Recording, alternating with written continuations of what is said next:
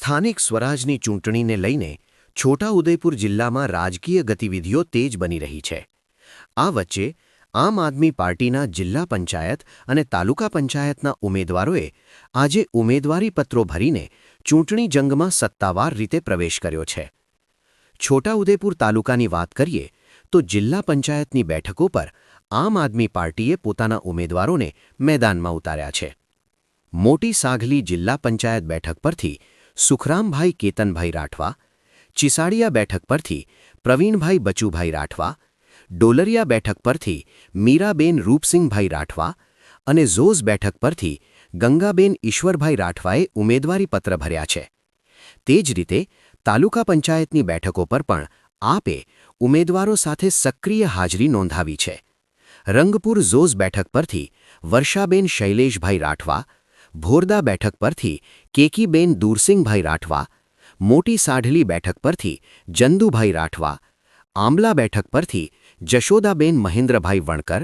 ચિસાડિયા બેઠક પરથી પારુલબેન જગુભાઈ રાઠવા, ગુનાતા બેઠક પરથી મનીષાબેન રાઠવા, સનાડા બેઠક પરથી શંકરભાઈ રાઠવા,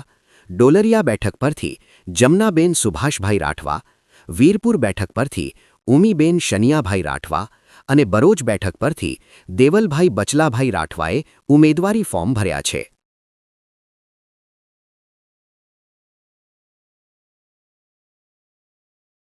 આજરોજ છોટાઉદેપુર જિલ્લાની અંદર છોટાઉદેપુર વિધાનસભાની અંદર આવતી જિલ્લા પંચાયતોની અંદર આવતી તાલુકા પંચાયત, જેમાં ખાસ કરીને સૌ પ્રથમ આજે જે આ સ્થાનિક સ્વરાજ્યની ચૂંટણી અંદર ફોર્મ ભરવાનું નામાંકન થઈ રહ્યું છે, ત્યારે આજે આમ આદમી પાર્ટી દ્વારા આજે સૌથી પહેલાં છોટાઉદેપુરની અંદર પ્રવેશ થયો છે અને આજે બધી પાર્ટીઓ કરતાં આજે સૌથી પહેલાં આમ આદમી પાર્ટી નામાંકન જાહેર કર્યું છે, જેમાં ખાસ કરીને છોટાઉદેપુર વિધાનસભાની અંદર આવતા 4 જિલ્લા પંચાયતના ફોર્મ આજે ચૂંટણી વિભાગની અંદર ચૂંટણી શાખાની અંદર આજે ફોર્મ પ્રક્રિયા ભરાઈ રહી છે અને તેમાં આવતી તમામ તાલુકા પંચાયતના પણ ફોર્મ ભરાયા છે, જેથી આ વિસ્તારની અંદર આદિવાસી વિસ્તારની અંદર ખૂબ મોટી સંખ્યાની અંદર જનસંપર્ક અને આજે પ્રતિસાદ મળી રહ્યો છે। ત્યારે આવનાર સમયની અંદર આ ખુશીની વાત છે કે આમ આદમી પાર્ટી આ છોટાઉદેપુર જિલ્લાની અંદર તાલુકાની અને જિલ્લાની બોડી બેસાડવા માટે આજે